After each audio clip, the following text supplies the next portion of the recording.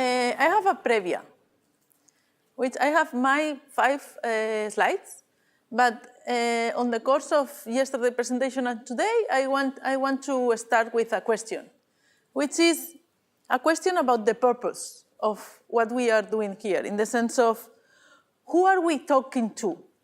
I think this is something we have to bring into the conversation, in the sense of, are we talking to ourselves? Are we trying to exchange knowledge in order to learn how to change our action, how we perform, what we do? Or are we talking to a mobilization process in order that this mobilization process learn from the exchange we are going to do? And in that case, which mobilization or change process are we talking about? Previously, the girl from Jakarta, that I never remember the name, was saying that the citizens' action and change can be very diverse. So which type of process are we talking to? And this has to do with, this event is framed in a program related to knowledge. I think the first element to consider also is that change is also affecting knowledge. I think we are in the middle of a process as deep as the illustration was, in the sense of which is going to be the enlightenment was. I think we are in a new enlightenment in which we don't know really what is going to be the nature and the role of knowledge.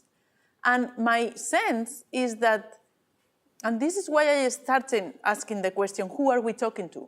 Because I think knowledge does not have value in itself. Doesn't make sense that we here build knowledge and we leave it there. We need to have a sense of purpose. We need to think about where this knowledge is going to be embedded. And so I think we don't have to talk about produce knowledge. We have to talk about perform knowledge. And this is my previa. Okay. Now my slides, which what I'm going to present is 5 reflections that came up from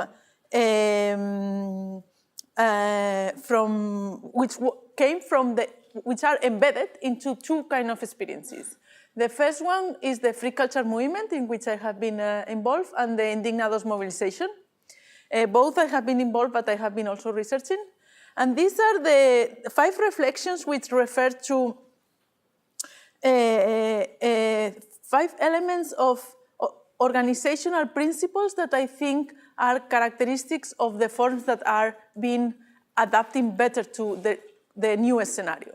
So we are in a situation of a transition, a very big transition, and there are some organizational strategies that are more able to adapt than others. And these are 5 elements that I think are the ones which characterize the ones which are able to adapt. The first one is, I call it ecosystemic participation. This means that the processes which are able to grow and are the ones which are able to connect very diverse forms of involvement. So the idea of this is in collaborative production, this is the power law, in the sense of there is a 1% of people that is deeply involved, a 9% that is weakly involved, a 90% that it seems they don't contribute. So this element of understanding that all the different degrees of involvement are very important for the process, it's a key essential. And not only in terms of the degree of involvement, but also in terms of the different components of the process. I think we need to, I would like to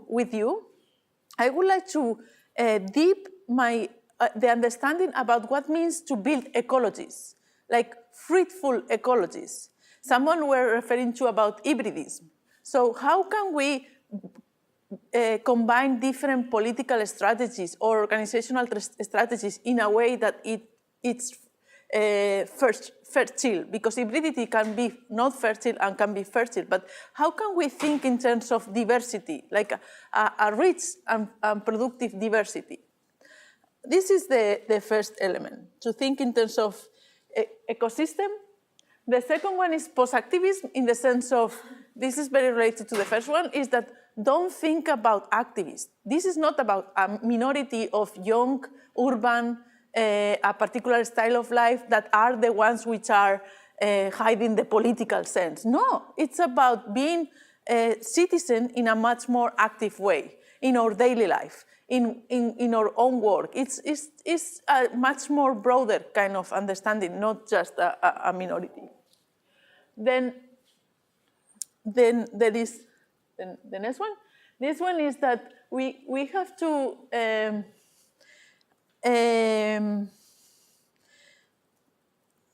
the element that now there are the conditions for much more collaborative production. So here we are in front of not only think in terms of the political, but also in terms of economy. And in terms of economy, we are seeing like a new way of producing value that is much more collaborative. This is called common-based peer production.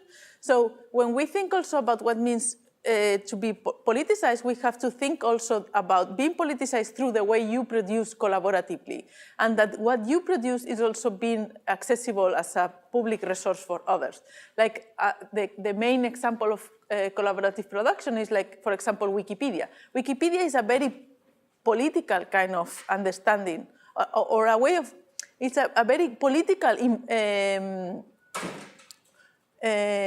resource, because it's people collaborating to build a resource that is being publicly accessible also for others. And this is a way also of thinking about politics in the public sphere that does not involve institutions.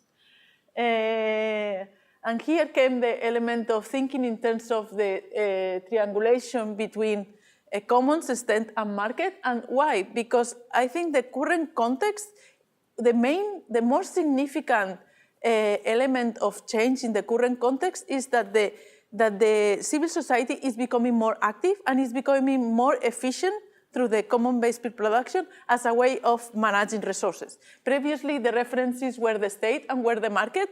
Now we are seeing a three model of production, which is it's increasingly important, and in some senses is much efficient than these two. But we have to think in terms of which would be a good ecology between the three, in the sense of commons are not good for everything. There are some elements for which commons is good, but we have to think about how commons, the state, and the market could be triangulated.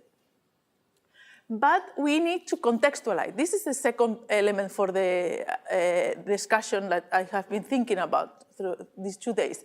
Like, we need to contextualize.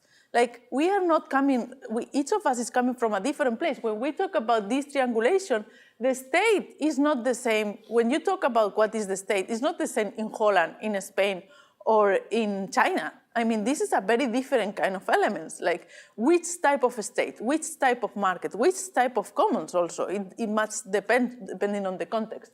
And finally, I think this one I don't need to make a lot of presentation, because this group is very gender aware, which I very much enjoy. But just to say that commons, it's very frequent that commons work very badly with gender. Like in digital commons, the gender is a horrible kind of balance in which, like in free software, 98% of the participants are men. In Wikipedia, only 12% of participants are women. Also in natural resources, natural commons, the woman involvement tend to work not very well. So we need really gender awareness, and I am very happy that in this group it's very present. Thank you.